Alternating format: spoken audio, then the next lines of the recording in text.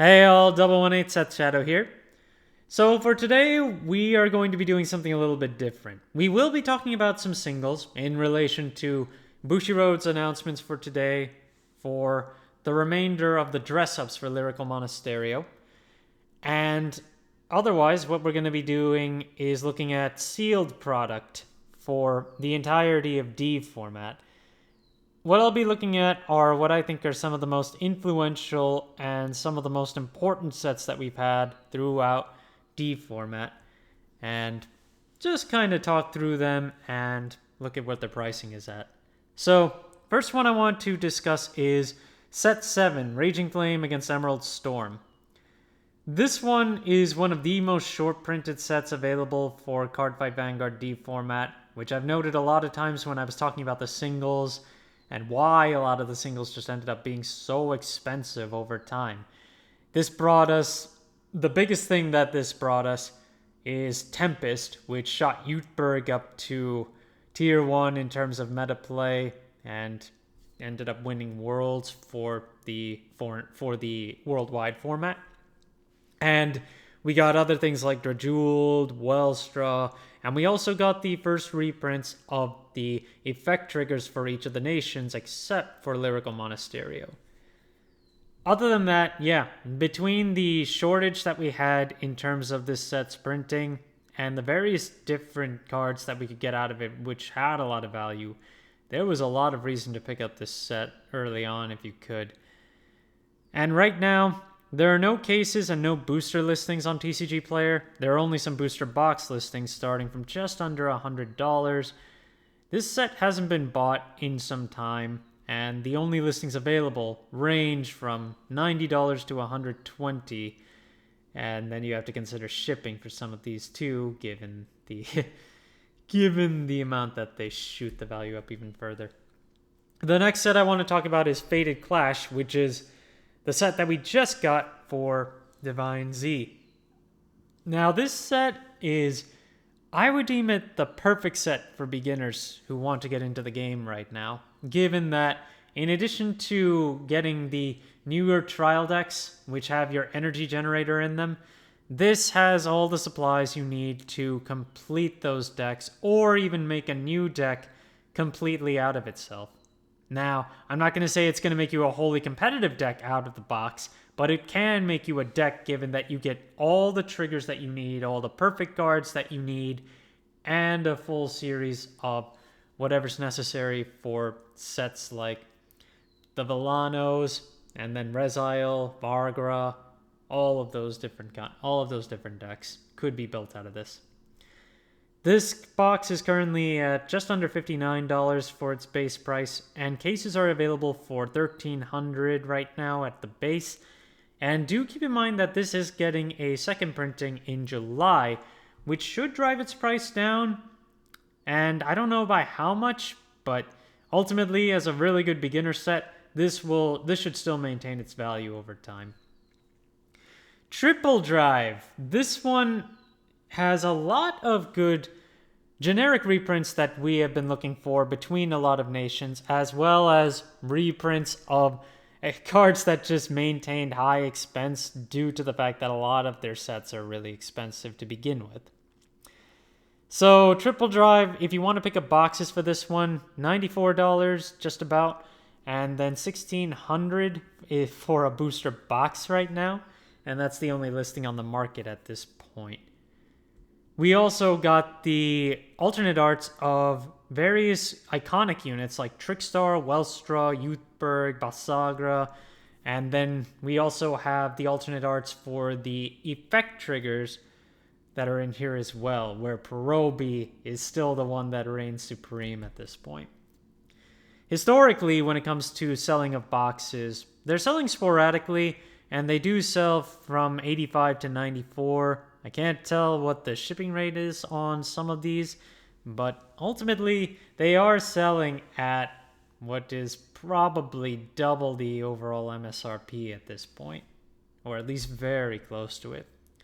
And the same can be said for Festival Booster 2023, which gave us the over triple R amongst 5 different cards, one of which is still very big to pick up today because we still don't have a reprint of it, and that's Forbidal. And then we've also got a few other ones in here, like the red and blue over triggers. Those got reprinted with Fated Clash, but they're still big to pick up in this set.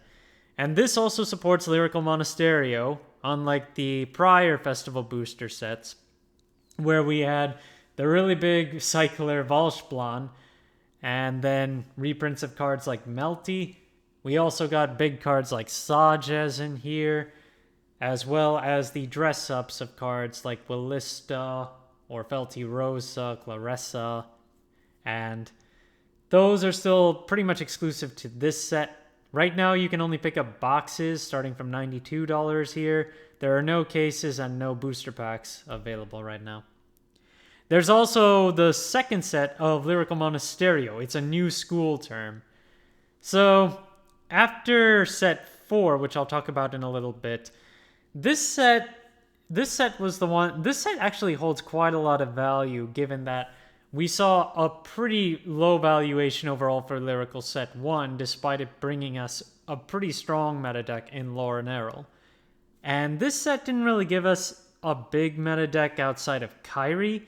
Well, I would say Kyrie was pretty big, at least in the triple drive format. But in any case, between Herminia and Fortia, they were fun to play, but the other big thing about this set was the fact that it came with all of your effect triggers for Lyrical Monasterio, rather than for the other nations where you had to pick up 3 different booster packs to get all your triggers. Right now, the booster boxes only have 2 listings available at just under $64 to start. There are some booster pack listings from $5, and there are no case listings at this point. Manaura Rising is the next one, set 8, where we don't have any boxes on the market, but we do have cases starting from $900. And this set has been seeing a resurgence in value, given that we've got DivineZ 3, which is improving a lot of the boss units that come out of this one, like Lukiers, Shoujo Doji, and Archite. And then a lot of the support cards for those are also in here, which is giving this set reviving value here. So this is definitely another one to watch out for in the near term. The set that saved Cardfight Vanguard D format, in my opinion, Awakening of Chakrabati set 4.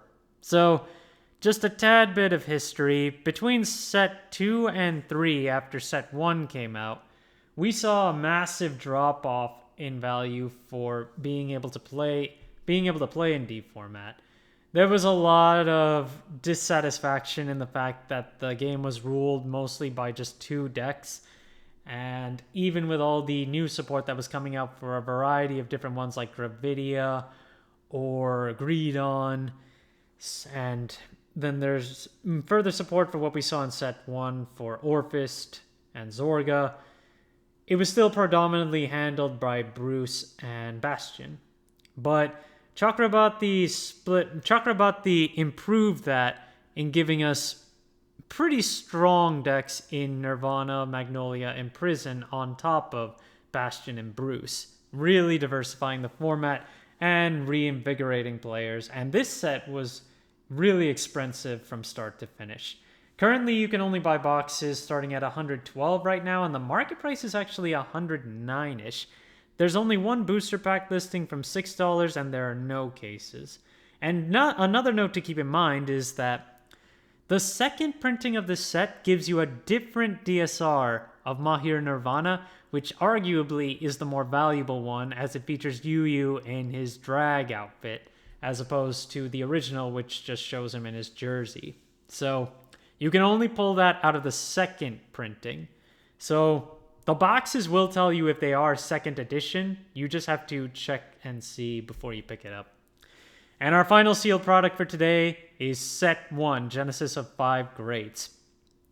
Just like how we had Fated Clash, this set basically gives you the ability to build a deck out of the box, but it takes a lot more effort, so to speak, given that you do need to pull the specific cards that you're looking for. And Fated Clash fixed the trigger problem by only making 1 set of generic triggers, while Genesis of the 5 Greats made trigger sets for each of the different nations and then did not make any new triggers for later sets, making the triggers really expensive. Ultimately, it was a breath of fresh air, given that it's the start of a new format and the overdress concept for Trickstar, as well as some other mechanics, were still pretty cool to play, even if it was predominantly dominated by 2 decks. Boxes are available from $45 right now, and then booster packs are available starting from $3. There are no cases on the market at this point. And given that it is set 1, collection-wise, I feel like this is something that can retain for quite some time, given it is the genesis, so to speak, of D format. Just like how Return of the King of Knights for the original Vanguard is the original set of that, and can definitely hold value there. Now going into singles, Kyoka and Lutetia got announced today, along with some of their support cards. So just going over what we are seeing on the market today, Kyoka's currently at 9 listings for its grade 3 triple rare. And they are selling right now, 1 copy usually today, at $10 to $11. And availability wise, we're looking at 12. Yeah, there are a lot of $12 to $15 listings, and then we have them go up to 20 and higher. Now, with what happened with Kyoka today, it doesn't require the original grade 3, but it emphasizes the use of it, since you want to have a grade 3 Kyoka behind your current Kyoka Vanguard with the way the new one works.